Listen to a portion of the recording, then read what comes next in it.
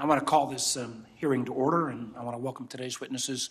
I want to warn them at the outset we are finishing up one vote. We'll have another one. We're going to work through that process, but if people are slipping in and out, I think you understand. Our witnesses today are Avril Haines, the Director of National Intelligence, Jen Easterly, Director of Cybersecurity and Infrastructure Security Agency, CISA, and Larissa Knapp, Executive Assistant Director of the National Security Branch at the FBI. Welcome to all of you. Today's hearing builds on this committee's bipartisan efforts since 2016 to educate the public on the intentions of foreign adversaries seeking to undermine the integrity of our democratic systems, and to ensure that U.S. government is postured to protect our elections from those foreign threats. A broad interagency task force is tasked with protecting from two forms of election interference we've seen since 2016. Interference efforts, often cyber-enabled, that target election infrastructure, and separately, influence efforts that seek to affect elections through covert or other illegal tactics. Since 2016, we have held both open and closed hearings ahead of each federal election, featuring testimony from U.S. officials, social media executives, and open source research executives. This is the first open hearing of this campaign season, but more will be coming. Now, I want to start by recalling the fact that I fear at times, since particularly the 2016 cycle was so long ago, that the public perception of past foreign election meddling has too often been treated as something that was trivial or not of major league. But as this committee's exhaustive bipartisan investigation into Russia's meddling in 2016 election showed, and as declassified intelligence community assessment showed, foreign influence efforts go well beyond simple online trolling or traditional propaganda. Foreign election efforts in the last 8 years have, among other things, involved efforts to infiltrate both online and in person a range of U.S. organizations on both sides of the political spectrum with the goal of stoking political polarization in the United States and promoting social and racial strife. We've seen as well successful impersonations of U.S. political and social organizations, with the Russian IRA, memorably back in 2016, having Twitter and Facebook accounts for the Tennessee GOP and Black Lives Matter. Both of those accounts were actually bigger than the real organizations. We've seen harassment and sting operations against U.S. candidates, particularly as when we saw just last cycle, the PRC influence operatives try to set up a sting operation to bully and humiliate a congressional candidate of Chinese heritage. We've seen successful efforts to actually organize real-world political rallies. Back in 2016 again, with one almost coming to real-life violence. Russian efforts orchestrated simultaneous rallies in Houston, one with an anti-Muslim event taking place at exactly the same time and place as a Muslim cultural event. Luckily, law enforcement intervened. We have also seen personalized emails sent in 2020 by Iranian influence actors posing as Proud Boys, which the Trump administration leadership did a good job of pointing out. Globally, we've seen many of the same foreign influence actors aggressively meddling in the elections of our democratic allies. The PRC's influence actors aggressively sought to shape the outcome of Taiwan's election earlier this year, including promoting narratives that the election had been rigged as election day neared. More recently, literally in the last few weeks, Czech and Belgian officials have disclosed efforts of Russian operatives to shape the outcome of June's EU elections with the goal of undermining European support for Ukraine. And a wide range of media open source research and other sources has similarly pointed to Russian influence operations in Slovakia, one of the cases that I think is particularly interesting, a country that when Russia invaded, 75% plus of the Slovaks supported Ukraine. A few years later, due to Russian efforts, Slovakia now has a pro-Russian president, and literally 55% of the Slovaks have been told saying they think the United States started the war in Ukraine. We've seen recently as well deepfakes of the Moldavian president have been widely circulated. And fresh off the presses, just a couple hours, I'm not going to ask our witnesses to testify, but a new Russian effort geared at somehow saying that Zelensky and the CIA are working on trying to undermine again our elections in this year. The barriers to entry for foreign malign influence have unfortunately become incredibly small. Since 2016, we've seen declassified intelligence assessments name a whole host of influence actors who've engaged in, or at least contemplated, election influence and interference activities. Not only Russia, not only Iran or PRC, but also Cuba, Venezuela, terrorist organizations like Hezbollah, and a range of foreign hacktivists and profit-motivated cybercriminals. One of the things, and why I think this hearing is so important, in many ways our adversaries could be more sophisticated and aggressive in both scale and scope in this election even than in prior years. Let me tell you why I think that's the case.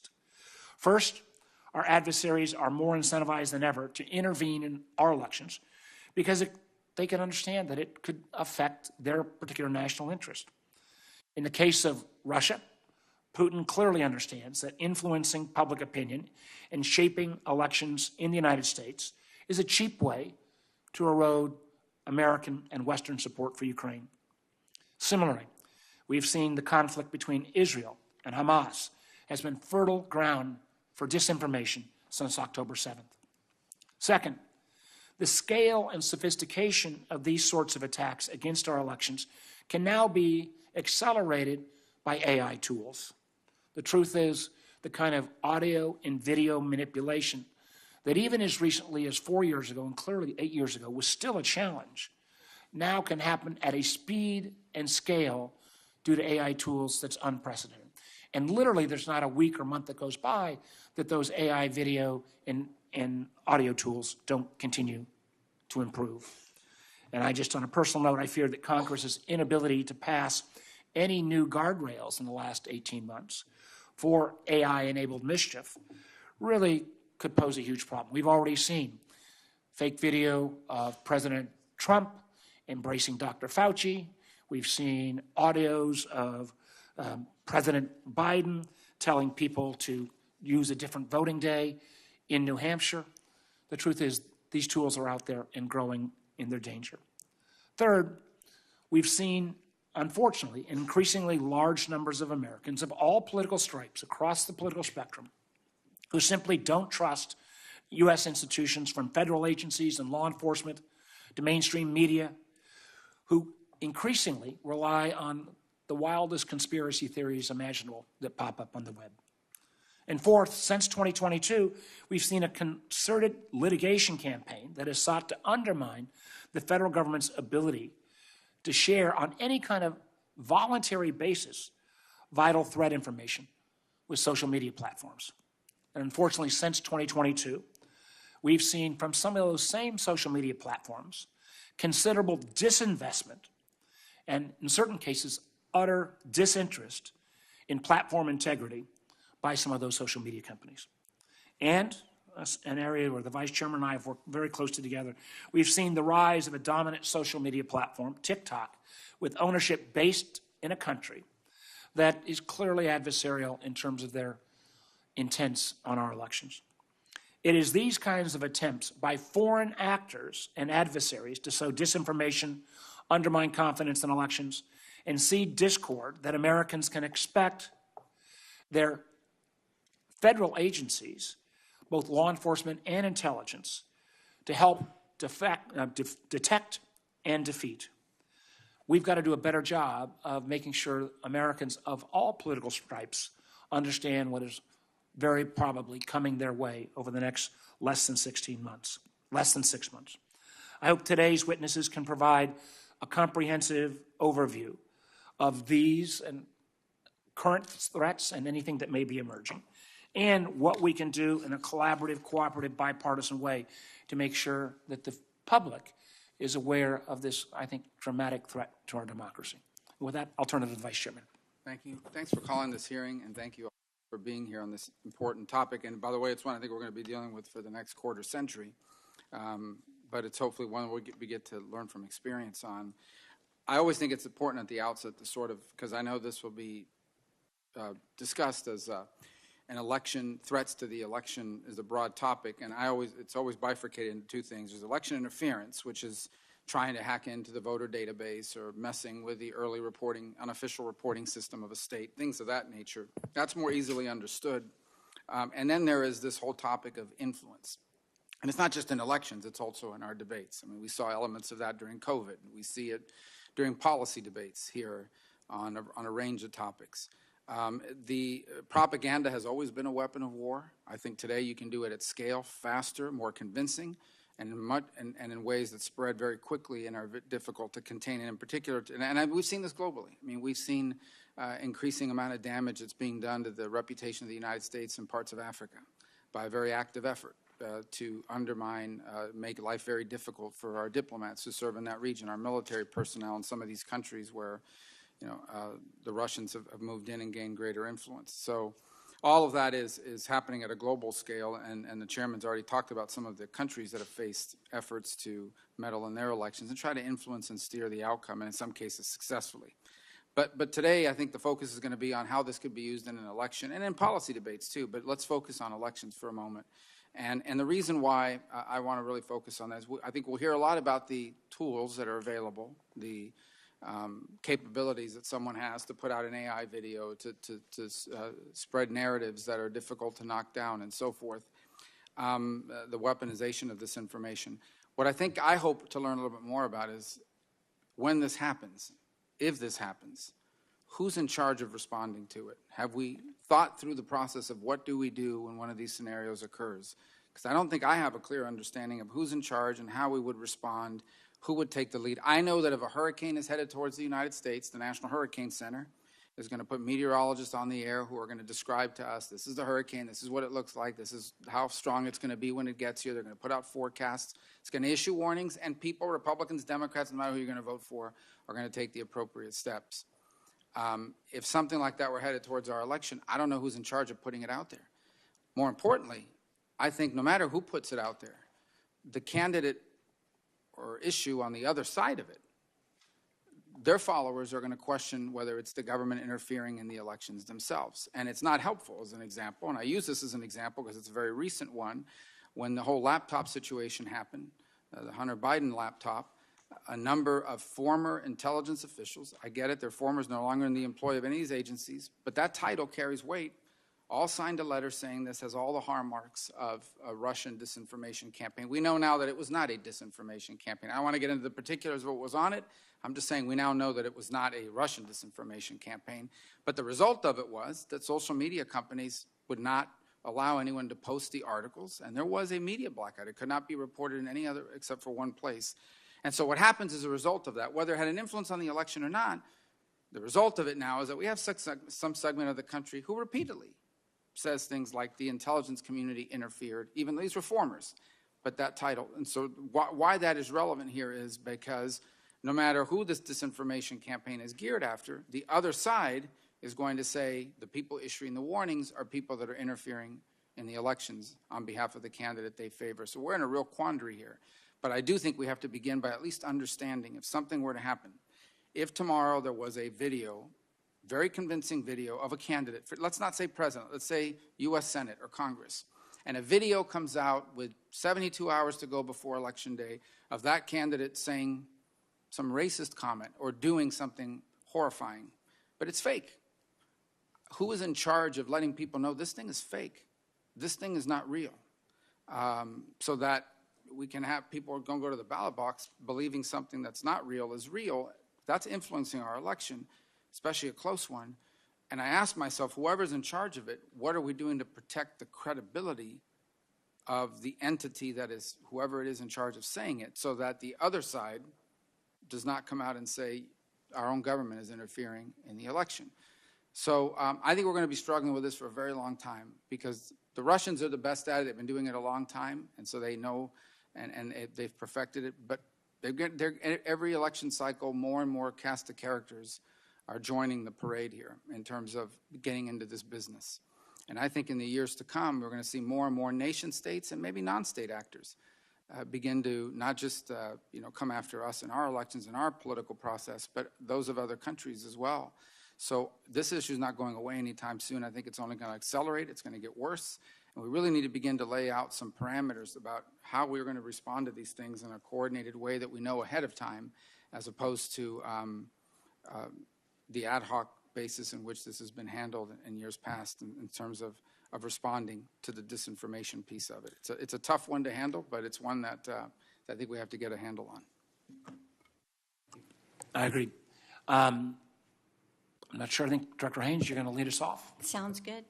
Thank you very much, Chairman Warner, Ranking Member Rubio, and members of the committee. I really appreciate having the opportunity to brief you on the intelligence community's election security work alongside my colleagues at CISA and FBI, who are leading efforts to take actions to secure our elections alongside the extraordinary state and local officials who are on the front lines of this work. The U.S. government's efforts to protect our elections have improved significantly since the 2016 presidential election, and even as the threat landscape is becoming increasingly complicated, it is my view that the U.S. government has never been better prepared to address the challenge. Protecting our democratic processes from foreign influence or interference is an absolute priority for the intelligence community. Our efforts are effectively organized by the Foreign Malign Influence Center, or FMIC, which houses the Election Threats Executive. And the Election Threats Executive leads, coordinates, and integrates the IC's activities, initiatives, and programs in this realm. And fundamentally, we support the federal government, particularly CISA and the FBI, as they work to secure our elections, as well as state and local election officials across the country who actually manage and secure the election infrastructure on a day-to-day basis. We do so by ensuring that our resources are aligned to promote collection and analysis so that we're able to identify and mitigate foreign threats to our elections and communicate our assessments to our federal partners, to you in Congress, to state and local officials, and to the American people. We also facilitate a notification framework that ensures that when relevant intelligence is collected concerning a foreign influence operation aimed at our election, appropriate notice is given to those who are being targeted so that they can take action. And while most of these notifications are non-public, there are, as you both indicated, scenarios in which public notifications are appropriate, and if doing so would render the foreign influence operation less effective, and that is part of that mandate. Of course, exposing a foreign actor's efforts is only one way in which we counter election threats. We support the law enforcement community as they disrupt election influence operations through legal action, including the disruption of illicit financial networks. And we also support Cybercom as it conducts a range of cyber operations to ensure that foreign adversaries cannot use our digital infrastructure to attack our elections. And using every tool we have is critical as the challenge is expanding. Over the last several years, we've seen really three trends that make the threat landscape more diverse and more complex. First, there are an increasing number of foreign actors, including non-state entities, who are looking to engage in election influence activities. Second, there are more commercial firms through which state actors are able to conduct election influence activities, often increasing the sophistication of such activities while making it more challenging to track down the original instigator of the foreign influence efforts. And then third, perhaps most obviously, relevant emerging technologies, particularly generative AI and big data analytics, are increasing the threat by enabling the proliferation of influence actors who can conduct targeted campaigns, reducing the number of relatively sophisticated influence operations and content, and further complicating attribution. For example, innovations in AI have enabled foreign influence actors to produce seemingly authentic and tailored messaging more efficiently at greater scale and with content adapted for different languages and cultures. In fact, we've already seen generative AI being used in the context of foreign elections. In September 2023, 2 days before the parliamentary elections in Slovakia, which, Chairman, you noted, a fake audio recording was released online in which one candidate discussed how to rig the upcoming election with a journalist. The audio was quickly shown to be fake, with signs of AI manipulation, but under Slovakia law, there is a moratorium on campaigning and media commentary about the election for 48 hours before polls open. And since the deepfake was released in that window, news and government organizations struggled to expose the manipulation. And the victim of the deepfake ended up losing in a very close election. To position the IC to address generative AI-enabled foreign influence efforts, we have an IC group focused on multimedia authentication that leverages DARPA's semantic forensics technology, among other tools, and enables those in the IC who are working on election security to rapidly access media forensic experts to facilitate the authentication of foreign suspect media related to the U.S. election. Members of this group regularly engage technical experts inside and outside of the government to ensure we are applying the latest techniques. And if state and local officials have concerns, for example, about media that is suspected to be synthetic or manipulated and violates a law or is tied to a foreign actor, they can request authentication assistance through the FBI. And of course, the most significant foreign actors who engage in foreign influence activity directed at the United States in relation to our elections are Russia, are the People's Republic of China, or PRC, and Iran. Specifically, Russia remains the most active foreign threat to our elections. The Russian government's goals in such influence operations tend to include eroding trust in U.S. democratic institutions, exacerbating sociopolitical divisions in the United States, and degrading Western support to Ukraine. Russia relies on a vast multimedia influence apparatus, which consists of its intelligence services, cyber actors, state media, proxies, and social media trolls. Moscow most likely views such operations as a means to tear down the United States as its perceived primary adversary, enabling Russia to promote itself as a great power, whereas Beijing seeks to promote support for China's policy positions and perspectives, including in the context of specific elections, portray the U.S. democratic model as chaotic, ineffective, unrepresentative, and magnify U.S. societal divisions. And the PRC also has a sophisticated influence apparatus through which they leverage emerging technologies, including generative AI, and they are growing increasingly confident in their ability to influence elections globally, but remain concerned about the possible blowback in the event their efforts are disclosed. In fact, in 2020, we assessed that China did not deploy influence efforts intended to change the outcome of the U.S. presidential election, principally because of concerns regarding blowback if caught. And thus far, we have no information to suggest that the PRC will take a more active role in this presidential election than it did in 2020, even as they continue to engage in efforts to promote politicians at all levels who are taking positions favorable to China on key issues. Needless to say, we will continue to monitor their activities. Finally, Iran is becoming increasingly aggressive in their efforts, seeking to stoke discord and undermine confidence in our democratic institutions, as we've seen them do in prior election cycles. They continue to adapt their cyber and influence activities using social media platforms, issuing threats, disseminating disinformation, and it is likely that they will continue to rely on their intelligence services in these efforts and Iran-based online influencers to promote their narratives. We've also observed other countries attempt to support or undermine specific candidates, but these efforts tend to be on a smaller scale.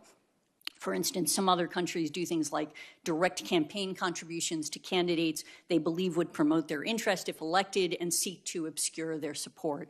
In brief, the election threat landscape is increasingly challenging, but our capacity to manage the threat has also improved, as you will hear from colleagues.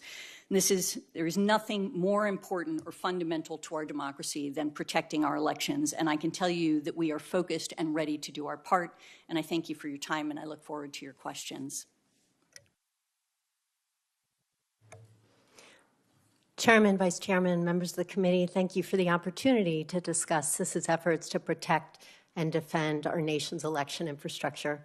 Since 2017, when election infrastructure was designated as critical and CISA was designated as the Sector Risk Management Agency, CISA and our partners, including the intelligence community and the Federal Bureau of Investigation, have made significant progress increasing the security and resilience of the nation's election infrastructure, working to support state and local election officials who serve on the front lines of our democracy, administering, managing, and securing our elections. Election infrastructure has never been more secure, and the election stakeholder community has never been stronger. As a result, these election officials ran secure elections in 2018 and 2020 and in 2022. As you know, there is no evidence that malicious actors changed, deleted, or altered votes or had any material impact on the outcome of any of these elections. This, of course, has been validated time and again, including in multiple court challenges. And in any race that was close in 2020, there were paper records that could be counted and recounted and audited to ensure accuracy. In this job, I've had the privilege to spend time with chief election officials across the nation of both parties, and I know how tirelessly they work to ensure that their citizens' votes are counted as cast. It's why I have confidence in the integrity of our elections and why the American people should as well. However, we cannot be complacent. While election infrastructure is more secure than ever, as you just heard, the threat environment is more complex than ever. We have seen, as the DNI noted, that foreign adversaries remain a persistent threat to our election infrastructure, aiming to undermine American confidence in election integrity and our democratic institutions and to sow partisan discord. These are efforts which will be exacerbated by generative AI capabilities.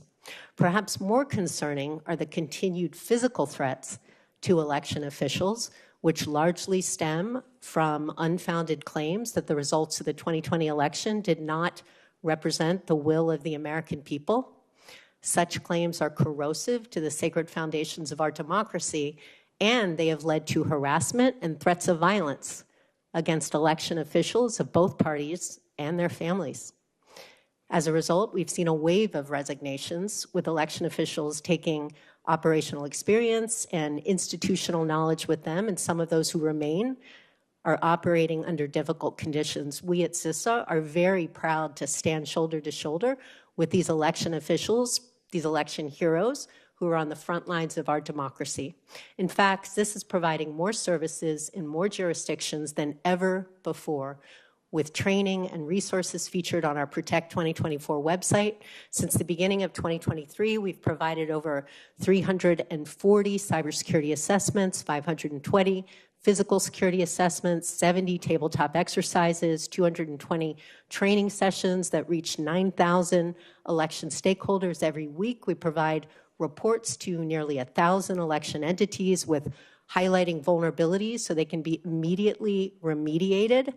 We've provided and sponsored 230 security clearances for election officials and worked with the intelligence community to provide classified briefings on foreign adversary threats. And most recently, we hired 10 dedicated regional election security advisors who bring a combined 210 years of election expertise and experience to work on the front lines with election officials. Finally, we remain laser focused on the threat of foreign malign influence operations, providing guidance as recent as last month on the tactics of disinformation used by our foreign adversaries. We'll continue to use our Rumor versus Reality website to provide accurate information about election infrastructure security, and perhaps most importantly, we will amplify the voices of state and local election officials who are the true authoritative subject matter experts when it comes to elections.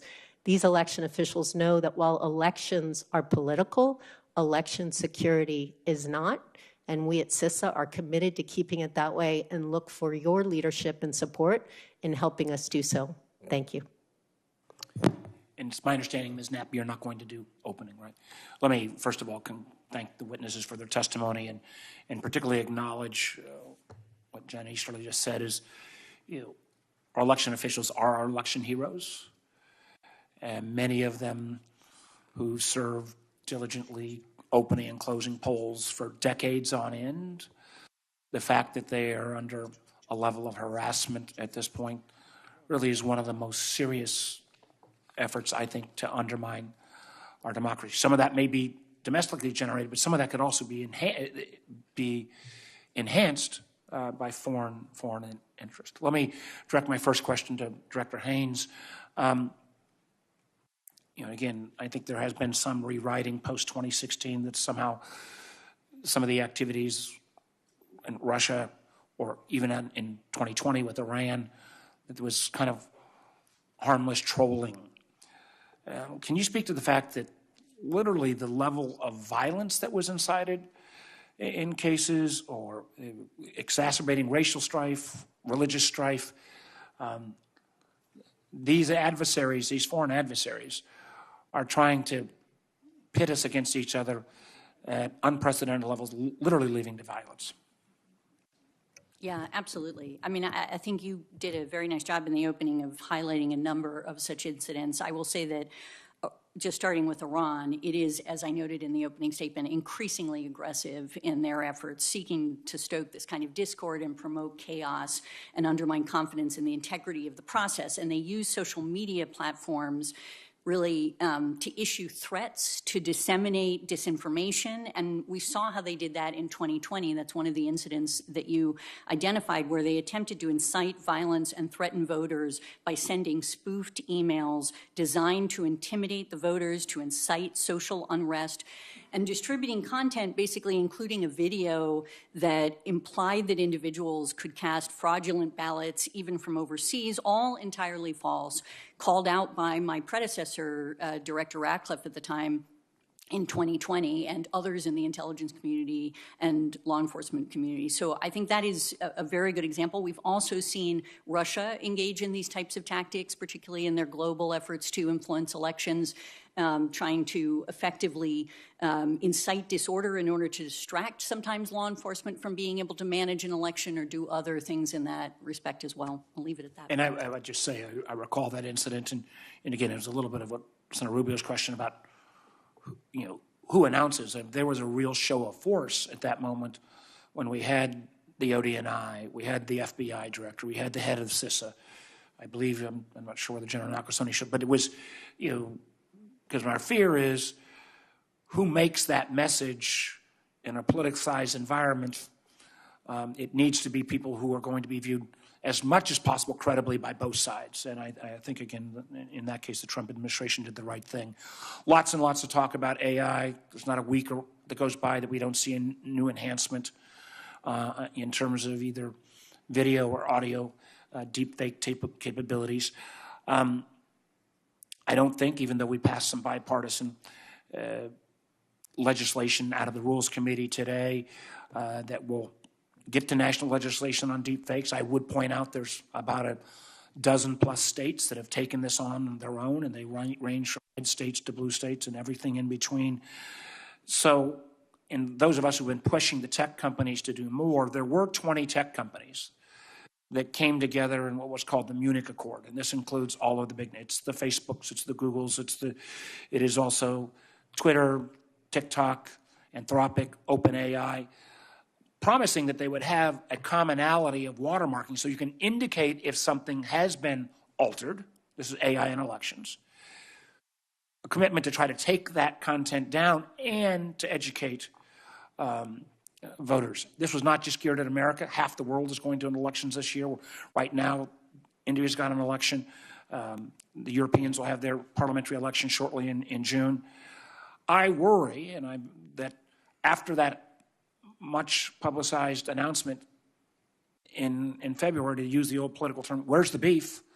I don't see that common watermarking standard emerging. I don't see these 20 tech companies moving in the aggressive nature that I would hope. I'd like to hear briefly from each of the witnesses on how you think the state of the collaboration between tech companies on making sure AI is not misused. Yeah, thanks for the question, Chairman. I saw the letter that you sent out to those companies yesterday, which I think will be very helpful in getting specific answers. I will say we've been working with the generative AI companies specifically about threats to elections and ensuring that they are putting procedures and technology in place. Many of them are part of what's called CCPA, the Coalition for Content Provenance and Authentication.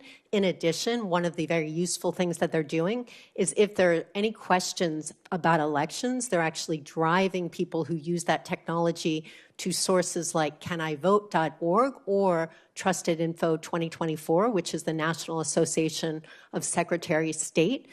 Information that provides verified information at the state and local level. So it's really a validation that they are pushing people to those trusted sources.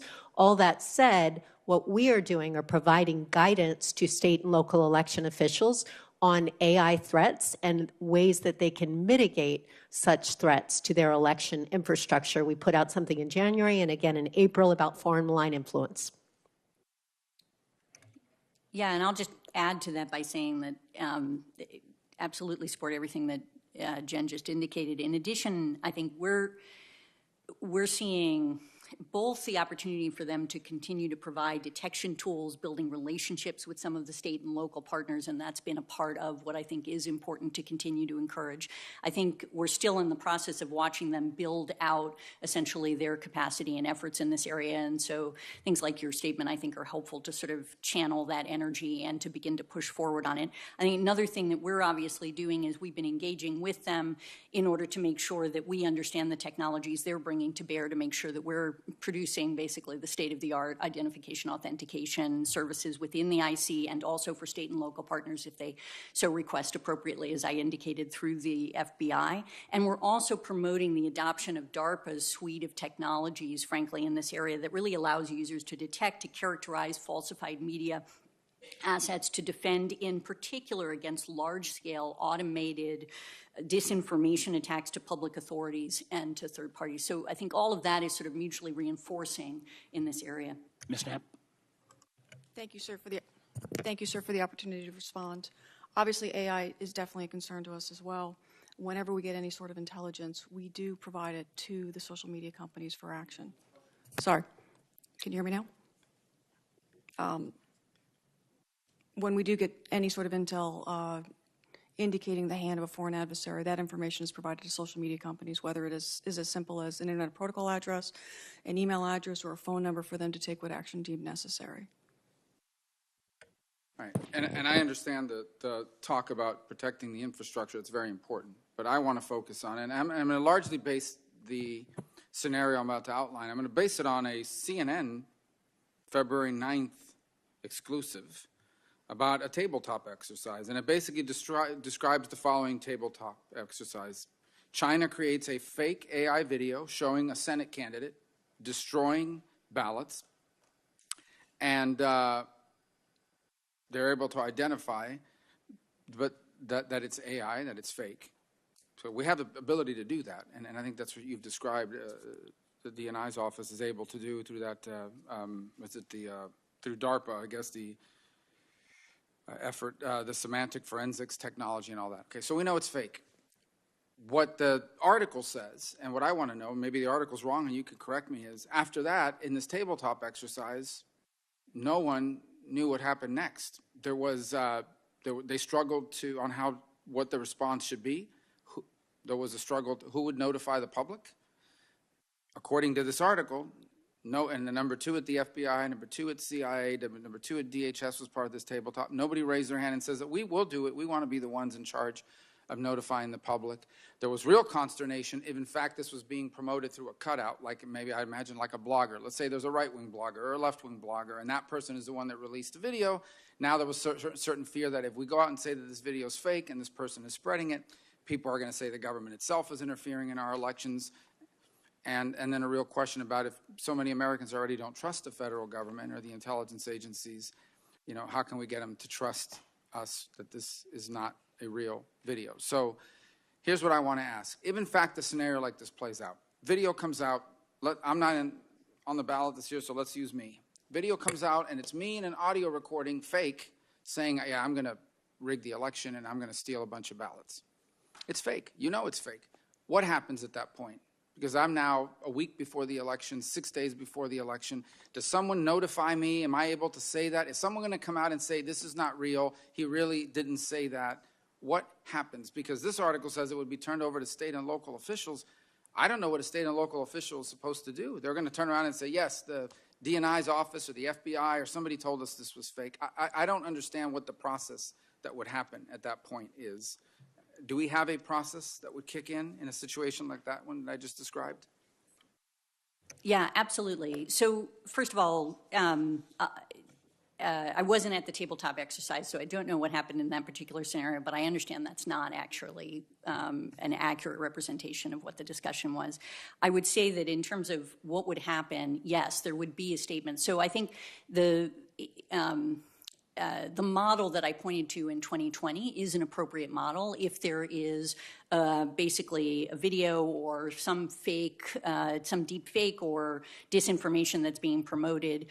It could be that we find out about it through intelligence. It could be otherwise identified, and it would go through, if it's intelligence, through the notification framework. The notification framework is an interagency group that basically indicates, okay, we think this is something that deserves a I public apologize. statement. I don't mean to interrupt you. But Yeah. I just wanted to ask you this Please. for clarification. So the video is clearly fake. Yeah. You'll be able to. You may not be able to attribute it to a Right, foreign entity, but exactly. you'll at least be able to say this is not real, and we're working to see where it came from. Maybe it was designed by some guy in a basement, but maybe it was designed by a nation state. Yeah. But at a minimum, we have to be able to say this thing is not real, and it could be the work of a foreign adversary.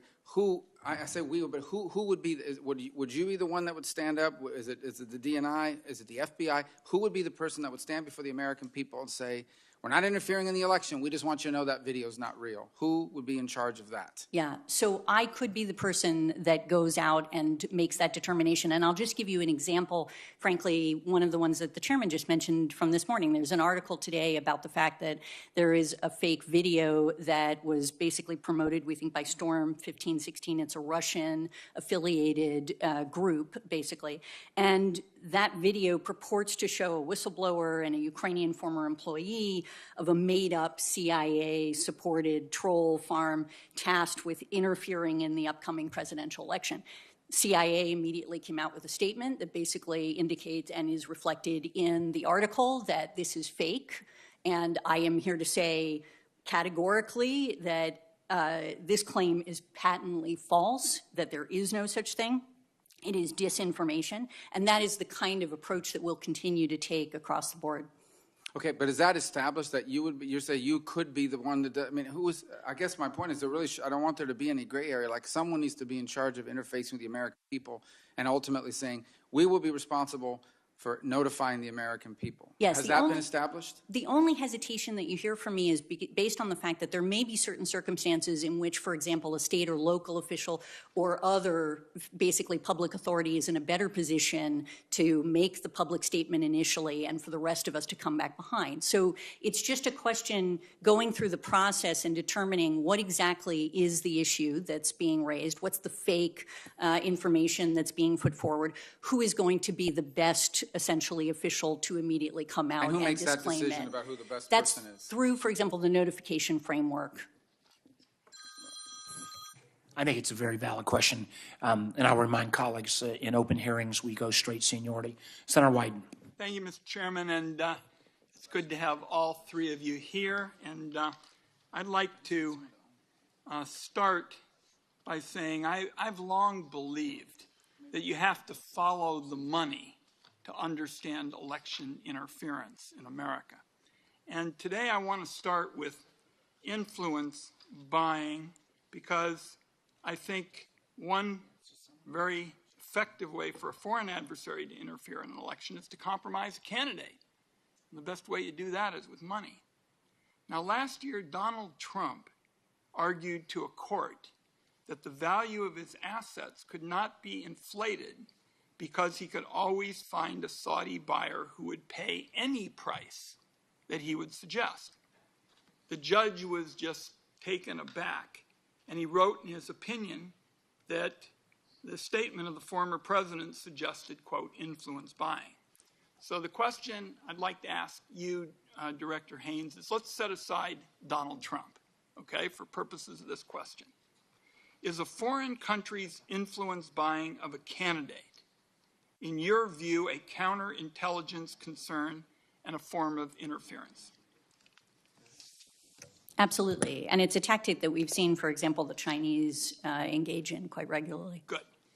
Then let's go to data purchases, something you and I have talked about, because one way for a foreign adversary to tailor their influence is through the purchase of large amounts of Americans' private data.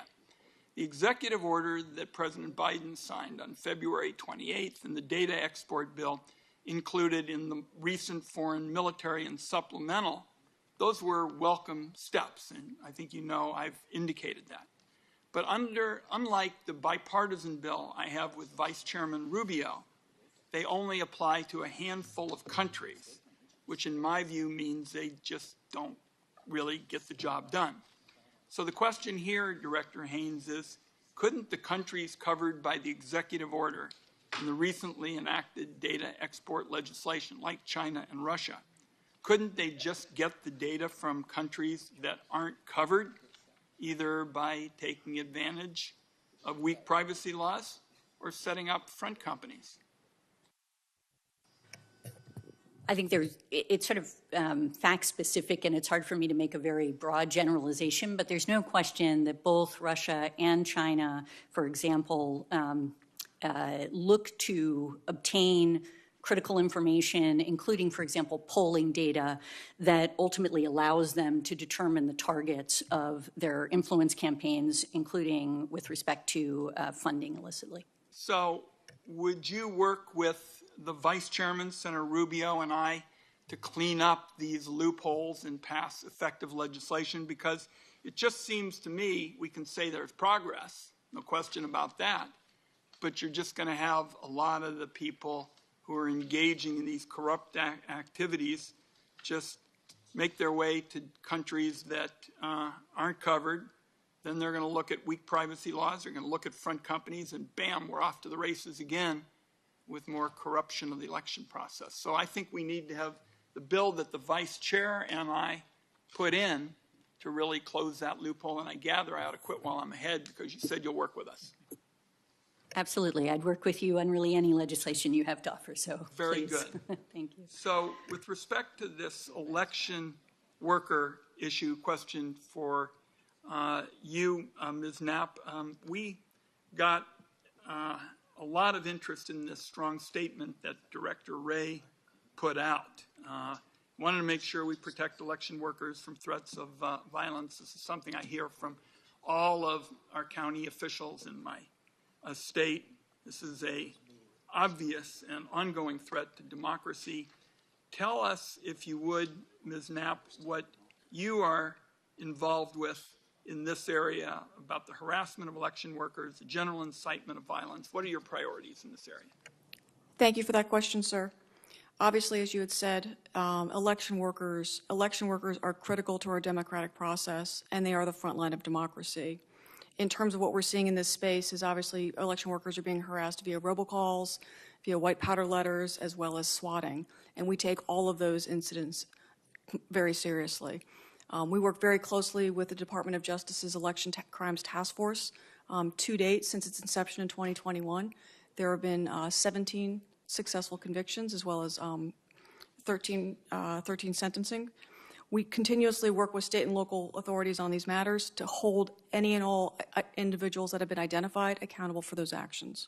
My time is up. I'm going to ask you a question for the record, Ms. Knapp, about this gentleman, Alexander Smirnov, and he was recently charged with lying to the Bureau, as you know, when he passed on disinformation about the Biden family. I'll ask you for the record. My time's up. Thank you, Mr. Chairman.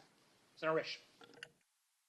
Thank you, Mr. Chairman. I understand. I apologize. We were in a Foreign Relations Committee meeting, but I apologize. I think Senator Rubio made reference to the letter which he and I sent to you, Director Haines, regarding the 51 former intelligence community people who signed the letter regarding Hunter Biden. Does that ring a bell with you at all? Yes, sir. I don't remember every detail of it, but I certainly remember the letter. I'm going to help you out here. Good deal. Thank you, sir. No, it isn't a good deal, but I'm going to help you out. We asked 6 questions, and only one of those 6 questions was answered. So I'm going to ask you here publicly. And by the way, let me tell you how this fits in. I'm as concerned with this sort of thing as I am with foreign interference on the election process. And this was deplorable. These 51 people saying this was Russian activity when we all know now that it wasn't. I mean, these were 51 people that had very significant influence in American society, and they sent this letter saying that this was Russian influence. So let me ask some questions here. One of the questions we asked is how many of those 51 people currently hold security clearance? And that was as of May 31st of 2023. So let me ask it now. How many of those 51 people still hold a security clearance? I believe we provided you with an answer on that. I don't None. recall the... I thought we did. All right, if we did not, we will get that to you Okay. shortly. We have that information. All right, so how many of the Appendix A individuals maintain business arrangements, contracts, or other consulting arrangements with any element of the U.S. intelligence community between October 1, 2020 and October 31st, October of 2020? That question was not answered. Yes, sir. That question we're still trying to get an answer to. You're still trying to get an answer to it? Yes, sir. This is security clearance as of October of 2020. Surely you got a list of these people, whether or not they had security clearance in October. We have a list of the people that had security clearances. As I said, that's an answer that I thought we had provided. We will provide that to you. On the contracts, that's a much more complicated question, and that's something that we're looking to give you. How many of the Appendix A individuals currently maintain business arrangements, contracts, or other consulting element of the U.S. intelligence community? And that was as of May 31st, 2023, and move that forward to today, both of those last two questions. How many of those people, of those 51, had the arrangements in October of 2020, and how many of them have any contacts today? Could you get that information for us? I don't have that information now, but we will look to provide it to you. Okay. So let's talk about this particular problem. Senator Rubio was asking the question about who's going to stand up and look in the camera and say, this is baloney. And that's going to be you, I think you've said. That's the high responsibility that you have. And that was in the context of foreign interference in an election. What about this sort of thing, where it's domestic interference that's obviously false? Who's got the responsibility for standing up and looking in the camera and saying, folks, don't count on this, it's not true? Is that going to be your responsibility? Sir, I think, look, my responsibility with respect to formers that speak out and provide the wealth of their experience and knowledge in such circumstances is not to determine what they should or shouldn't say, but rather to ensure that they're not disclosing classified information, that we're protecting that and dealing with that. It's not, yeah. What if it's false and they're using their robes of their having knowledge of security matters and intelligence matters, and you know it's false? Is that your response, or do you just say, no, I'm not going to get involved in that? I don't understand, because I think, first of all, I think they said that their experience makes them deeply suspicious of that activity, right? And I wouldn't. They went a little farther than that, I think, but I'll take your characterization of it. Okay. And if you know that's false and you come into the information that it's false, is it your obligation or not your obligation to stand up, look in the camera and say, folks, when you're voting, don't take this into account? Sarah, I don't think I could even, frankly, make sure that I've read everything that a former might have said or that anybody else has on these issues. So no, I don't think that it's appropriate for me to be determining what is truth and what is false in such circumstances. But what if you know? Yeah. I mean, you're sitting here, you're the center of intelligence in America, right there, and this has come out, and you know it's false. What's your obligation, or do you have any? I think my obligation is to ensure that the best intelligence is being provided to the president, to the federal government, to the Congress, and where possible to the American people through declassifications, but not, which we would do. Not calling out someone who stands up and purports to have intelligence information that you know is false. Sarah, if I were to, first of all, I'm not sure I'm the best arbiter of what is true and false. And secondly, let's say in a particular instance, you've seen the paper. You know it's false. Let's take that instance. What do you do? I mean, it depends on the situation. If we're talking about a fake video that's been put forward. Somebody right, with intelligence credentials stands up and says, I know this from an intelligence standpoint, and you know, as the director of national intelligence, that it's false. No, what I do not. You do? I do not consider that to be part of my responsibility. If there is disinformation that is put forward, false information, right, then we have the capacity to authenticate it or to identify it as false. We will do so basically to our customers, and there will be a process whereby determinations are made, and it may not be, it may be to the public, but it might be classified information, it might be anything else. I don't know. under the circumstances. It's too much of a hypothetical. I'm not making hypothetical. progress, so I'm going to give it back to you. Well, I just, again, we ought to continue to pursue this. I mean, my sense that would probably be the responsibility of the FBI if there was proven. I'm not sure we want the Director of National Intelligence commenting about a domestic statement made by an American. But I understand your point. I mean, I think that... Well, that's the purpose of this hearing, is to find out how American voters are going to be kept But although informed of what's true and what's false. it is, although the purpose, our purview at least, is focused on that foreign influence. But I understand your point. Senator King.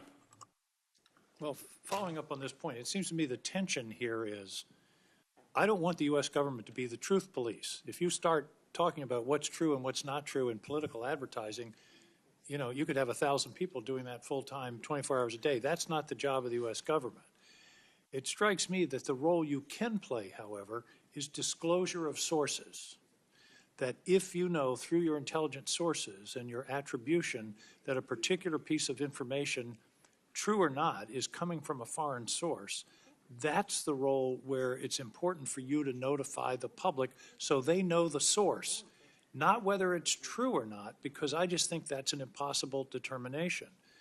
But at least people should know the source. In a main town meeting, when somebody stands up to talk, you assess not only what they say, but who they are, and you're not allowed to wear a bag over your head in a main town meeting. And so that's where I think you have an important role to play. And the thing that bothers me and worries me, you use the word notification framework. I've seen that. It's a bureaucratic nightmare. A notification that comes in February after a November election ain't any good. And what I want to urge is disclosure of sources when you're aware of it immediately. Immediately. Mark Twain said it, you know, it takes good news, bad news gets around the world before good news gets its shoes tied. So I hope that you can go back and look at this process and not make it bureaucratic, but if you have evidence that this is coming from a foreign source, let the public know so they can assess that. Is that something you can take back? Yeah, absolutely. And that is something that we do, is try to attribute where information is coming from, essentially, and working through the methodologies on that. And I realize notification framework may sound quite bureaucratic, but it really is a living thing. And for example, they have worked through a process where they can expedite their decision-making process through within 48 hours. They can looking at That should even be the making standard. that 48 smaller hours should be the outside. across the board. Yeah, it's not much longer than that in Because terms having of the this standard. information that it's foreign sourced within the U.S. government doesn't do us any good if the election is 5 days away and you don't get that information Yeah, out absolutely. to the public. Agreed. Because what's going on here is our adversaries are using our strength against us. It's a kind of geopolitical jujitsu. The strength of our society is its openness, the First Amendment, freedom of expression. They're using that in order to manipulate our most fundamental sacred right, which is the right of an election. And so we've got to be alert to it. And as I say, I disagree with my colleague. I don't think you're in the truth or falsehood business. I think you're in the disclosure of intelligence business. And I hope that that's something you can continue. Now, at CISA, I'm worried that you may be overly concerned with appearing partisan and that will freeze you in terms of taking the actions that are necessary. You gave a very impressive list of all the meetings and things that you're doing, but I'm hearing from some election officials that they don't feel that CISA is out there with them. They're not getting the support that they need. So I hope that you're being very forward-leaning about the work that the protection you can provide to state and local election officials. Yeah, thank you, Senator. Actually, as I mentioned, we are providing more services in more jurisdictions than ever before. We've actually enhanced our field force of cybersecurity advisors, physical security advisors, and then election security advisors who are former secretaries of state or state election directors who are working hand in hand with secretaries of state and current state election directors. And I am in touch with chief election officials across the country, to include Secretary of State Bellows, and others to ensure that they are getting everything that they need to run safe and secure elections. And that's not been affected in any of a partisan way. Please ramp it up. We've got about 6 months, and we know that these adversaries are going to be coming at us. Final question. We know that in 2016, and I believe in 2018, the Russians got into something like 35 states' election infrastructure. They didn't do anything with it. There was no effort to manipulate voting lists, but they weren't doing it for fun. I'm worried that they're still there, and that the potential for example, people walking into a polling place in Miami and finding their name has disappeared off the list, the potential for chaos is very high. So I hope all of you are pursuing those, I call them sleeper cells, that may still be there in state election infrastructure.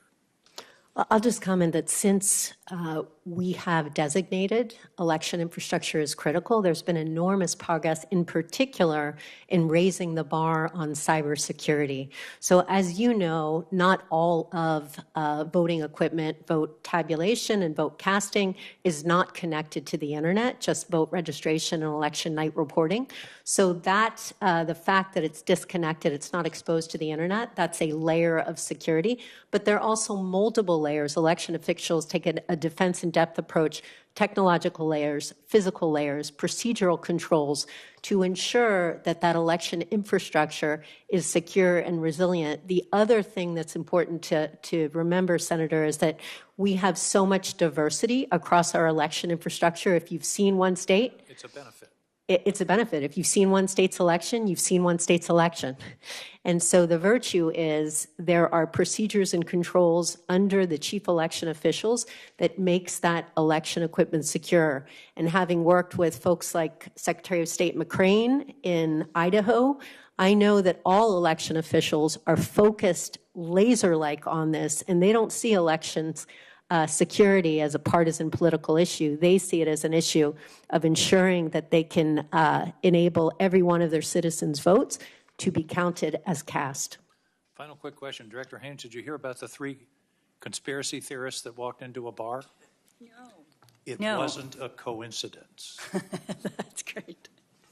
Thank you. Thank you, Mr. Chairman. Well, thank you for the good news. Director Haines, you said we're never been better prepared. Ms. Easterly, you said our elections have never been more secure. I think that's good news. All the campaigns I've been involved in my career and or observed as a citizen have never been exemplars of truth-telling. They are contests, political contests for the hearts and minds of the voters and hopefully the ballot cast by that voter. And I frankly don't think it makes a whole lot of difference if it's some message is generated by some computer code or algorithm or artificial intelligence or a human being that is not telling the truth, or some third party like these 51 intelligence officials who basically shared in a lie attributing certain information in election to Russian disinformation. I actually found also, Ms. Easterly, I found this statement in your statement to be reassuring. You said, our election infrastructure is diverse, managed locally by state and local government offices to meet their unique jurisdictional requirements, and involves in-depth layers of defense and redundancies to ensure security and resilience. It is because of these measures and the incredible efforts of election workers across the country that the American people can have confidence in the security of our elections process. Again, more good news. As I read that, though, it seems to suggest that the distributed nature of our election system is actually a strength against attempts to disrupt our election process. Is that correct? Yes, sir. So any attempt by federal officials here in Washington, D.C. to centralize or concentrate that election authority would seem to me to run counter to that distributed structure which is providing some defense against attempts to disrupt or interfere with our elections. That's my observation, not necessarily yours. So I was very encouraged to see that the work you've done with chief election officials in places like Texas and elsewhere, the training, the assessments, the resources you provided have been successful and led you to believe that we have never been more secure.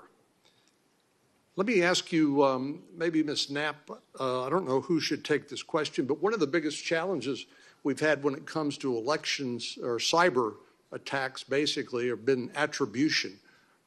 How do we know what the source of some of this information or cyber attacks, let's say, how do we know who it is? Thank you for that question, sir. I can certainly start, and then I'm sure my colleagues would love to jump in. As you had mentioned, sir, attribution is a difficult thing, but it is not something that is impossible, and it takes time. So for us, from an FBI perspective, that would involve us tracing the origin. We would gather all available intelligence. We would serve legal process. It's an iterative process. So that's not something you could do in real time, let's say, against the deadline or backdrop of an election date. Well, it would depend. It would depend on how easy it is to have attribution. It would also depend on what sort of available intelligence is out there driving us to come to whatever conclusion. But I don't know if any of my colleagues want to jump in on this. And Ms. Director Haines, does the U.S. government do anything to impose costs against those who engage in this misconduct?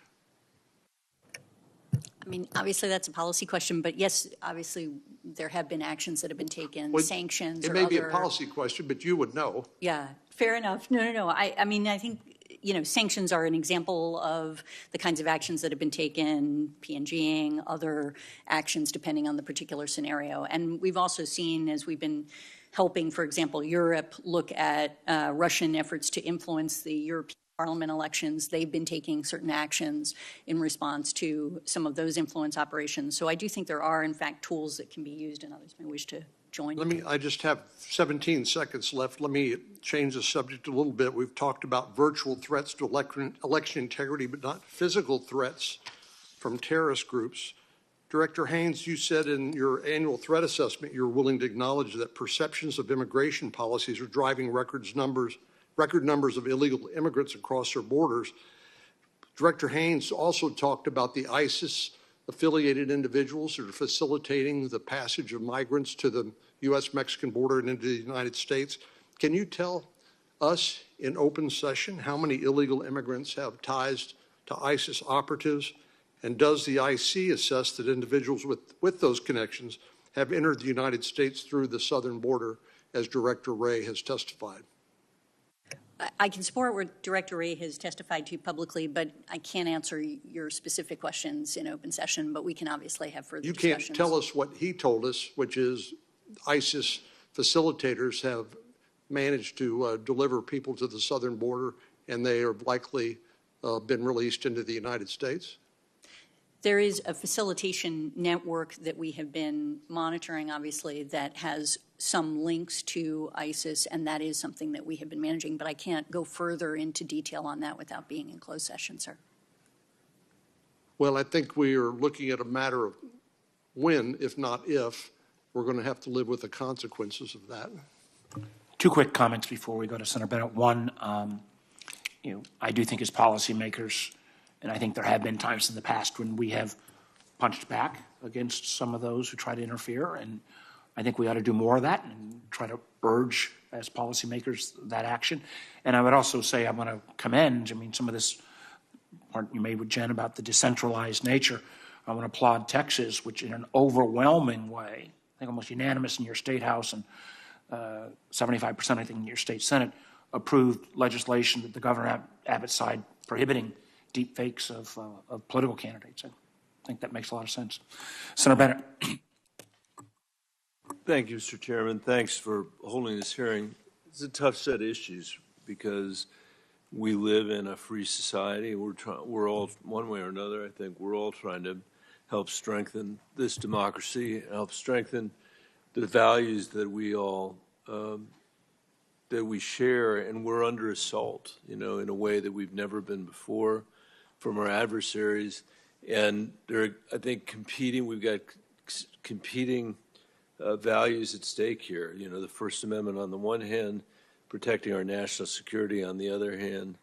I was reading Director Haines, the piece in Wired last week about the Russian disinformation campaign, the doppelganger operation, the Kremlin-backed operation that promoted a fake Washington Post article that said that billionaire Soros was hiring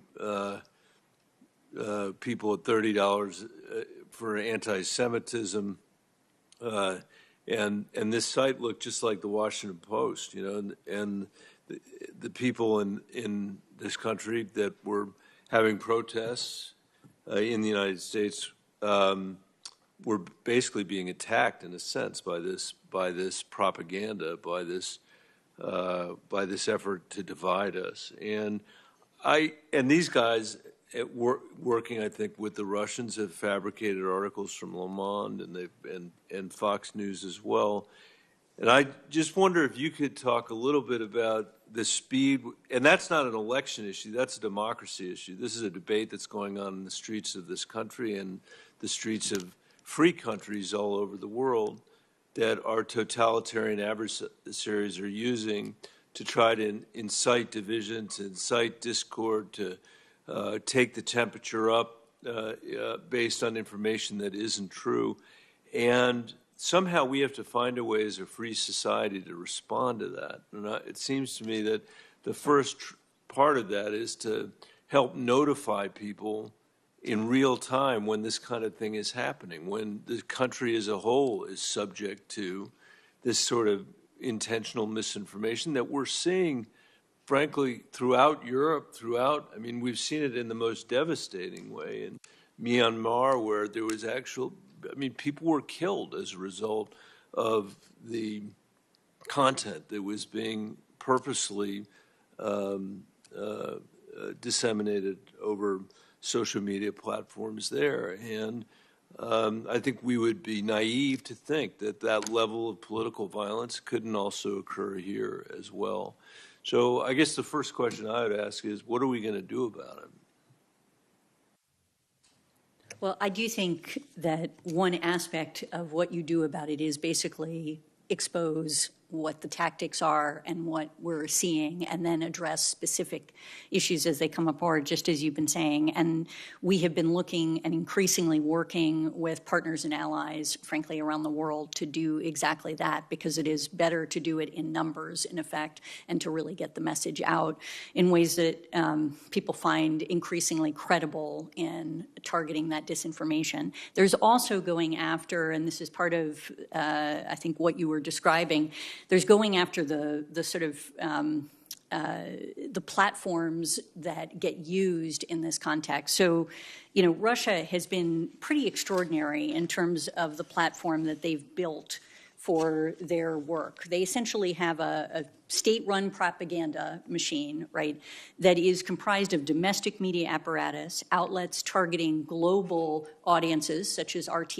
and Sputnik, and a network of kind of quasi-government trolls that are used. And over the years, the apparatus has grown. It's broadening the array of influence actors, the tactics that they use for covert and deniable operations, and they're trying, as you indicated, to shape U.S. political discourse, European political discourse, to reduce support for Ukraine, other things. And part of what we're seeing is their capacity to use some of the platforms that they've chosen are getting harder as we're getting better at disclosing how those platforms are being used and how countries are taking action to pull broadcasting licenses, other things along those lines in order to actually make it more challenging. They obviously look for other opportunities and can get around these things, but that is among some of the, sort of opportunities for battling it, I'd say, for others. Yeah. I might just add something to your question insofar as it relates directly to elections. And we have a great relationship with Secretary of State Griswold and Judd Choate, your election director, who are very, very focused on this issue. But if you look at two very powerful examples, again, at the state level, where this may actually happen, one focused on being prepared, the other focused on a very effective response. So in Arizona, Secretary of State Adrian Fontes has been working with his local election officials to do a series of tabletop exercises with deepfakes of him in the day before the election to prepare them to be able to respond and to be able to communicate. And he's brought in local media and the community to help them understand these kinds of threats, and again, to lay the ground to inoculate them from being influenced, because of course those could be amplified by foreign malign influence actors. The other very good example, I think, was the robocall that happened in New Hampshire 2 days before the primary election. When that happened, the Attorney General, John Formella, came out with a very clear statement saying that it is likely criminal behavior, saying that it's being investigated and that it should be ignored as an example of repression of the vote. And then the Secretary of State, Dave Scanlon, came out. He amplified that on a whole bunch of media platforms to get that message out to all of the constituents, and then said at the end of the day, the turnout was actually higher than he expected. So election officials, who are the ones running and securing these elections, are out there ensuring that they can prepare, and I think we have good examples of how they're actually able to react to it, sir. I know. Thank you very much, and thank you both for your testimony. I know I'm out of time, Mr. Chairman, but if I could just finish with one thought. Those are two great examples in Arizona and New Hampshire where local elected officials who have sworn an oath to the Constitution are fulfilling that oath. Director Haines had good examples of what we're doing with trying to do with foreign actors that are associated with the Kremlin. That's good too. Mr. Chairman, we still have the problem of our own platforms, these platforms in the United States of America, who have not taken the kind of responsibility they need to be able to deal with these challenges as well, who have not kept on the people that they, in theory, hired to do the content moderation work that they were going to do, who have not been willing to think about slowing down the degree to which information is shared across the planet Earth that goes through their network. So I just think we've got a responsibility of our own here in terms of oversight to make sure we're going to have we're going to have that kind of hearing with the social media combination to the ever patient and 7-minute time, Senator Langford. I'll take that. Thank you. Thanks, y'all, for your testimony. You were just speaking to Senator Bennett about Russia and some of the influence that they have targeted and the ways that they're doing it. Can we switch sides and actually talk about China? What is China doing currently to try to influence United States public opinion? Yeah, if it's all right with you, sir, I'll mention what they're doing here, but also what they're doing abroad, because we're seeing it on a broad range of things. I think they're growing, we assess, really increasingly confident in their ability to influence elections, but remain concerned about the possibility of blowback should they be discovered. And the PRC has made improvements to its influence operation tools using artificial intelligence, big data analytics. Their tactics globally include bankrolling candidates they prefer, using deepfake technologies to generate content, collecting polling data to determine targets for them, conducting social media influence operations. For example, the PLA will take over and operate social media accounts on a number of different platforms. We look to disclose that and tell companies about that when it happens to promote disinformation across the board. And they also target their diasporas, and we've seen them obviously seek to influence elections not only in the United States in the context of congressional candidates. Generally, this has been one of the things in different levels and spaces, but also elections in Taiwan, in Australia, and in Canada, so a pretty significant portion. How do we expose that? How do we put the word attributions to challengers we've already talked about already? Once it starts to get out there on social media and other places, how is that exposed most effectively if it's discovered on the federal side? start, but I think my colleagues may wish to amplify certain aspects of this. I mean, we obviously put in our annual threat assessment some of the things that we're seeing the PRC engage in terms of influence operations, including in these spaces. And when we get intelligence that indicates that the PRC is, for example, taking on social media accounts or things like that in a platform, we then pass that information through. The FBI is able to provide that to the companies to take action if they. A general statement, if they're going to do it, is different than a example to say, here's an example of a post that we know was created by or was amplified by China, Russia, Iran, North Korea, whatever it may be. 2016 and 2017, we're able to pull exact examples and to be able to list them, post them, and say, this was Russian created. Here's where it started, here's where it came from, and to be able to expose it. How do we do that now as we're approaching this election and foreign actors are trying to influence? We will do just that. So essentially the same playbook in that sense that we are identifying specific credible intelligence. We are passing that to the companies or exposing it publicly as the case may determine. Okay, let me keep going because I'll be limited in time, though I have mercifully 7 minutes to be able to walk through this, but I'll still run out of time on this. Since we passed the Help America's Vote Act, HAVA, as it's all called at this point, there's been perpetual funding that's been sent out to multiple states to be able to improve their systems. It's been interesting. I pulled new numbers because every state says we can't improve our election systems. We don't have enough money on it. So we pulled the recent spending and what people have and what they haven't spent already. Colorado, my colleague Senator Bennett just left, has received $15 million, has only spent 27% of that money. Hawaii has received $8 million, has spent 26% of it. Louisiana has received $14.5 million and has spent zero of that so far. Maryland, $17 million, has spent 37%. Minnesota, $16 million, has spent 41%. Not to leave my own state out, Oklahoma has received $11 million. We've spent 23% of that. Now, other states have spent more on it, but this money has been sitting there for years. This is not money that was allocated to them 3 months ago. Quite a bit of this funding was allocated to them years ago, and they have not actually spent it. So my question is, Ms. Easterly, on this, how do we encourage states to be able to up their game on a couple of areas? One is learning the lesson of the unofficial results in their own websites and how to be able to protect those systems. That's an obvious area of creating distrust on election night if those are actually interfered with. The second one is old school paper ballot backups. So if there's a problem with the machine, everybody can verify it with a piece of paper.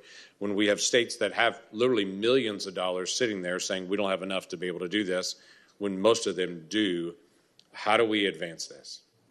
Yeah, thanks for the question, Senator. So I can't speak to those statistics, and I'm happy to follow up on that. But I will say what we provide as the Sector Risk Management Agency are no-cost services and no-cost training. So many of the states, in fact, thousands of jurisdictions take advantage of the cybersecurity assessments, the free cyber hygiene scanning we provide, the endpoint detection and response that we have, the malicious domain blocking. So all of that is in place across the country. So I know they're taking advantage of that, and that has significantly raised the bar from a cybersecurity perspective. I think your points about election night reporting are very good ones.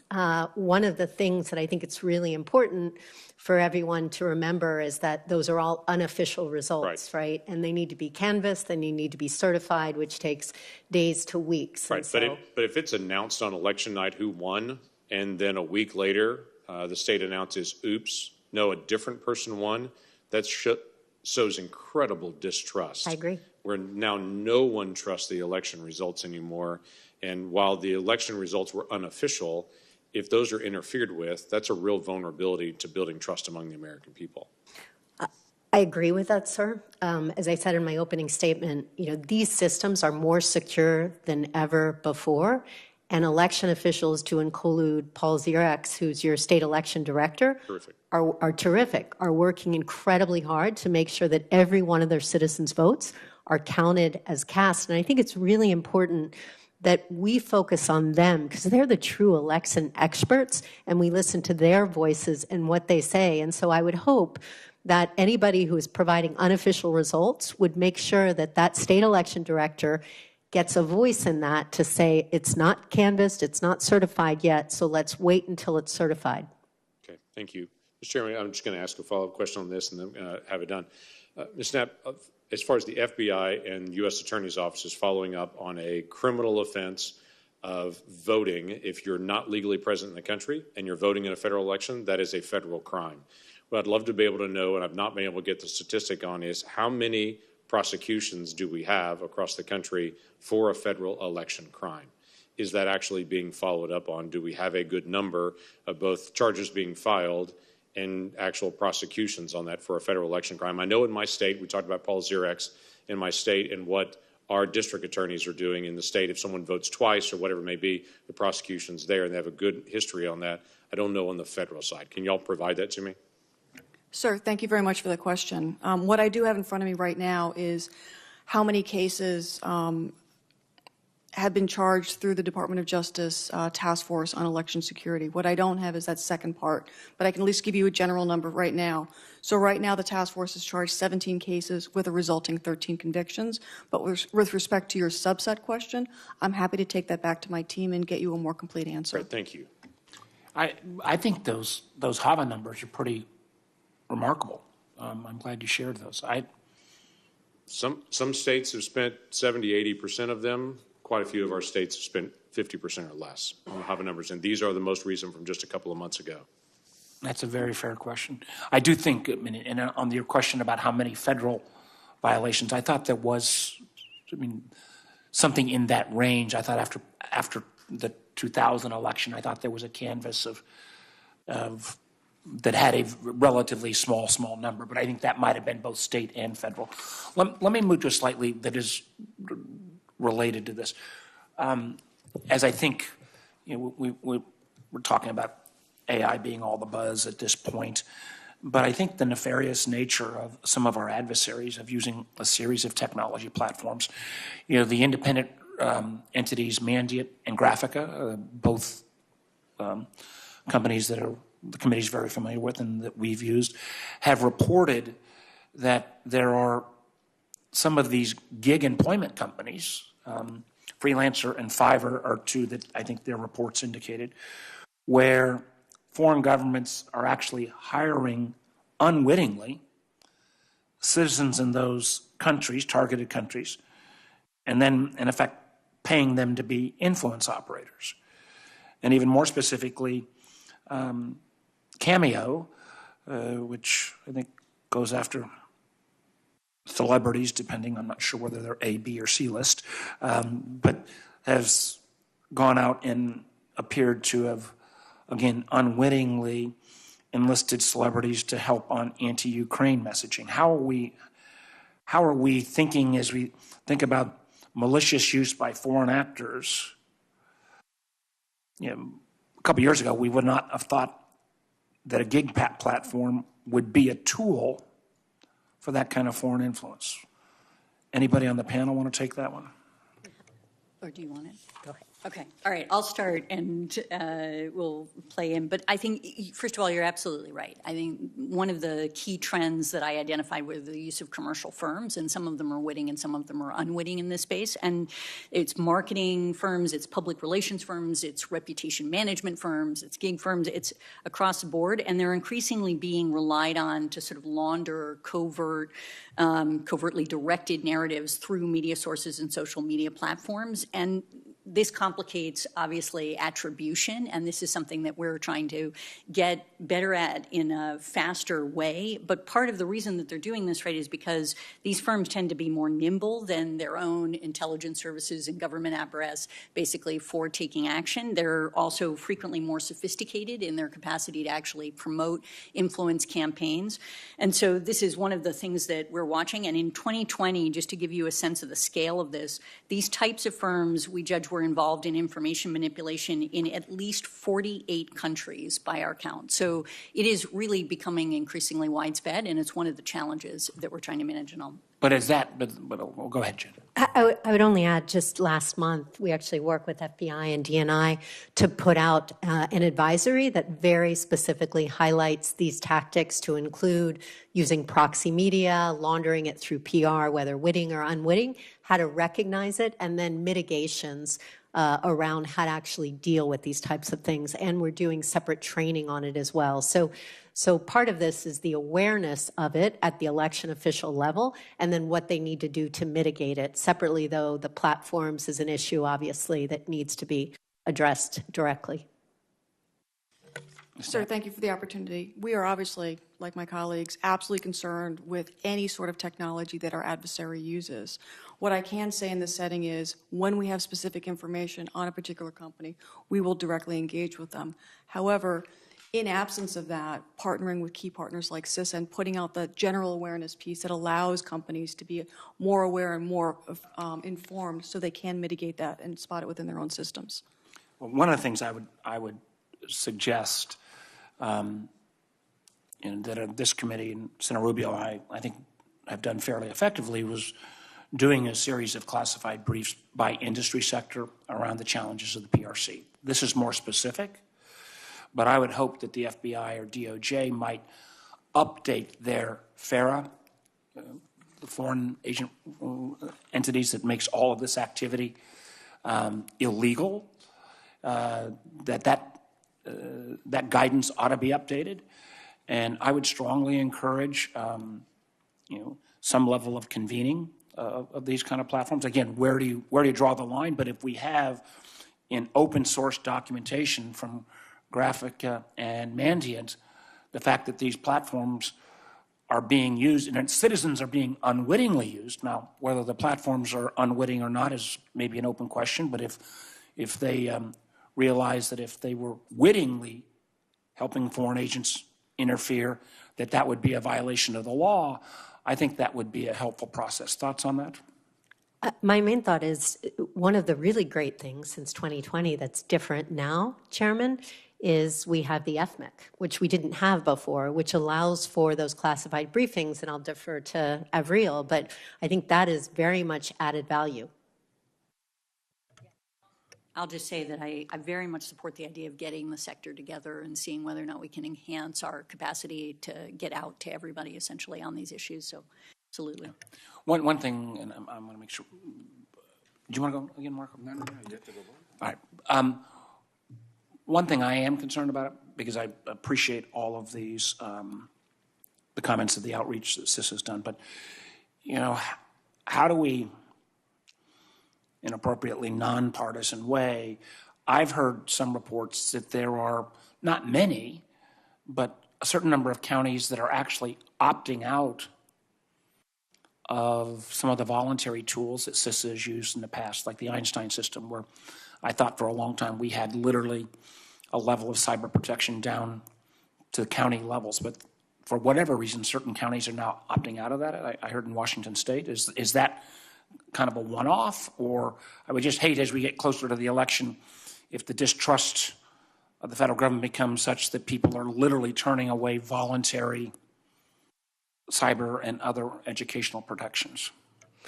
Yeah, but the good news, Chairman, is that that's not accurate. The trend is actually states and local jurisdictions continue to take advantage of the no-cost voluntary services with respect to the Albert sensors in particular. There's Albert and Einstein, it's easily confused. There's 1,083 sensors across the country. I think less than a handful, less than 5, have not renewed their contract, and that's for a variety of reasons, to include opting to use different technology for intrusion detection. So this is something we look at very closely, and I have no concerns. At the end of the day, as you know, Chairman, CISA is a nonpartisan, non-political agency, and we cannot be effective unless we can work with election officials at the state and local level of both parties. So I'm very attuned to that, and I have not seen any significant changes in our ability to provide no-cost services, information, and no-cost voluntary training to election jurisdictions across the nation. Well, I am, again, turn to Senator Rubio for his closing comments, then I'll make one or two quick comments. I think the whole system was shocked by 2016. And again, I think a lot of good work by this committee to point out the level of Russian interference. And I still remember at first some of the tech companies refusing even to believe it. I think we then took action in 2018. I think, and again, I have repeatedly said, I think under the Trump administration, we were very well prepared in 2020 because there was effective communication and a team that were working well together. I worry at times that in 2024, because of increasing distrust of any governmental entity, I worry in terms of social media platforms that don't seem to even try to have their users adhere to their own standards. These are not government standards, to their own standards. I worry in terms of some of these new AI tools that can operate at speed and scale that's unprecedented. And the fact that we've kind of all become a little bit almost immune to misstatements, mistruths, falsehoods. I share some of the concerns raised by a number of the members, Director Haines, that we do need a kind of pre-assigned process, especially if we're getting into those last 30 days or last week or so before the election of who would report. I think this effort today that made the press, it probably is appropriate that the CIA itself responded. But as we get into those final days and weeks, having an approach, and again, citing the 2020 example where, in effect, everyone across the board came out and called out the Iranians for their action. We need to not be game time thinking that through with all of the potential forces that are coming to bear potentially on this election. Senator Rubio? Good. Just to wrap this all up, first of all, I haven't focused as much on the CISA role because to me the technical aspects, it's not that it's easier technically, protecting elections from people that are professional hackers that are constantly trying to get into everything from water systems to election systems to hospital systems. I mean, these people this is what they do all day. So I'm not in any way diminishing, but the importance and the difficulty of it, I am pointing out though that it's technical, right? It's a red state, a blue state, they're both going to be equally impacted. They both are fertile ground, especially when you get down at the congressional level and even in local elections. So the reason why I focus so much on election interference, influence, and in particular foreign malign influence is because that's a lot trickier. And just the threats, I don't know where this comes from. I think it's the assessment for foreign threats to 22. If you just go through this, you start to see one of the first things that it points out, which I think you see to this day, is that part of their effort is largely, some of these operators are largely focused on amplifying what are already authentic beliefs in American politics, right? So these are people already believe these things, and one of the things they do is they just simply amplify things that people are already saying. So what's the risk there? If you say that the Iranians or the Russians or the Chinese are amplifying a message, some people take that to mean if I believe in something that I've stood for a long time, all of a sudden now I'm a Chinese agent or now I'm a Russian agent because I'm actually saying things on the campaign trail.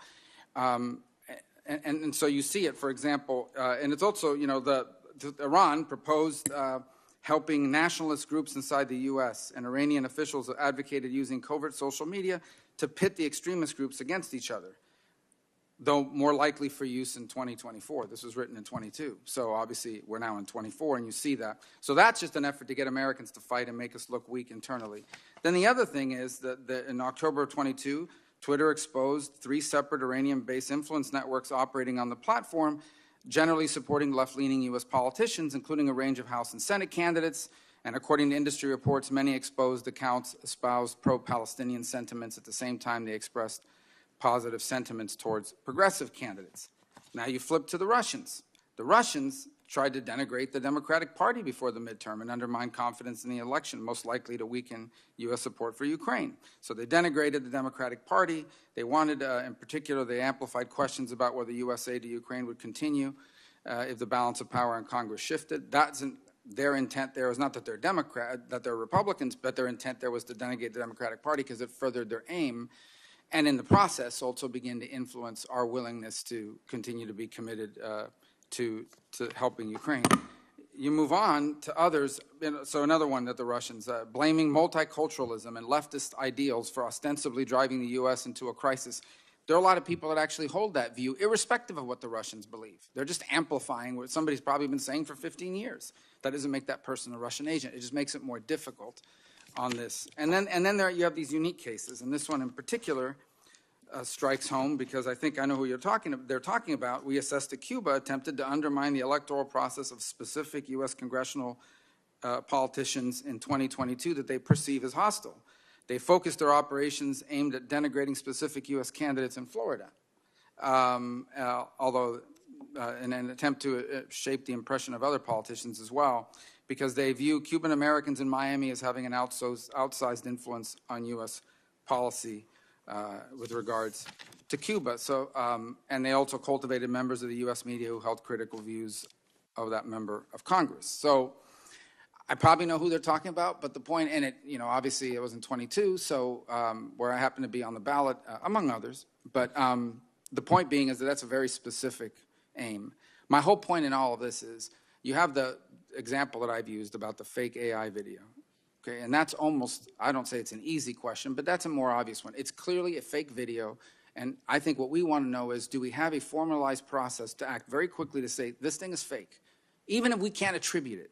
You don't need to attribute it to be able, in the last days of a campaign, to at least protect the American people. And it has to be done in a way where the other side, who maybe hopes it's real, doesn't feel like you're tipping the scales in favor of your preferred candidate, right? To be blunt, let's say a video comes out that's fake about Trump, and the DNI comes out and says, this video is, it's not a fake, or let me do the reverse. A video that comes out about Biden, and the DNI, yourself, or whoever's in charge of coming out with this says, this video is a fake. I can see where people on the Trump side would say, well, that's just because you're trying to help Biden. It's probably a real video. And the reverse would be true in a different scenario. So it's a hard thing to do, but someone has to be in charge of coming forward and at least saying it's fake, even if we can't attribute it. That's the obvious questions. This one, the one I've just described about amplifying voices that are already out there in narratives, that's a lot tougher. I think the most we can say in that regard is, look, we know that these countries are doing this. They're not doing it because they're Democrats or Republican. It serves some purpose, influencing Cuba policy, influencing Ukraine policy, make America look chaotic, get groups to fight against each other. But this is what they're doing, and let people make judgments as to how they take these narratives. It's tough. I don't have an easy answer for how we fix it or what the process should look like in terms of notifying people. I just know that this is going to get far more complex. And I predict it won't just be about elections. It will actually become in real time, it already is, on policy debates that we're having here. Should we have tariffs? Should we ban TikTok? Should we, you name it, on a weekly basis, whatever the issue is here, I can see this becoming part of an influence even in our daily political debates. So we really need to get a handle on it. It's a tough one, but we really need to, because it's going to get far worse, far more sophisticated with many more players. And I think pose a grave danger at some point of turning into something that we haven't fully anticipated. So I hope we can continue to work on finding a way forward, because I'm sure they'll be talking about it at this dais after we're both gone. This will still be a factor. Thank you. I agree with Senator Rubio. I think these are challenged, but I think the only thing that I would hope we both agree on is that, Americans have got plenty of differences between each. But if that amplification can literally be traced back to the Cuban spy services, and it is appearing that millions of Floridians are saying something that they're not really saying, I think the Floridians ought to know that that is not the case, that we can trace it back to the Cuban services, or we can trace it back that these individuals who are posting things anti-Ukraine are actually being paid by Russia. If that proof is there, some of these things would violate why I think the upgrading of the FARA bill, there are restrictions against foreign agents taking these kind of actions. So it is a challenge. Technology is going to make it much, much harder. This will not be the last time that we deal with this. And please, for all of the folks who are in the row supporting you, and more importantly, back at your respective agencies, we're going to count on you. This is this truly is, we always say, politicians always say, particularly when they're up, this is the most important election ever. Even though neither one of us are up this time, this is the most important election ever. We're adjourned.